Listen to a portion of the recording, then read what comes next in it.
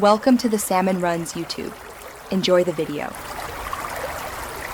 You'll start by verifying the basics so the placement works.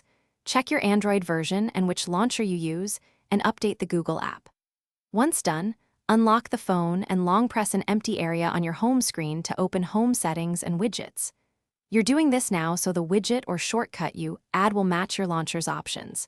If widgets don't appear, make sure the Google app is present and not restricted by battery or data limits. Next, you'll add Google visibly.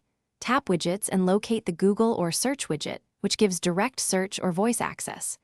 Drag your chosen size to a clear area. Widgets often come in compact or wide formats, then release to place it. If you prefer an app icon, open the app drawer, long press the Google app and pick Add Shortcut or Place on Home.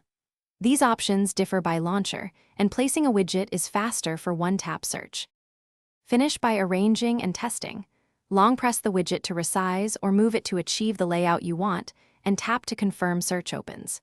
If the Google option isn't available, make sure the app is enabled in Settings Apps, clear its cache, or reinstall from Play Store.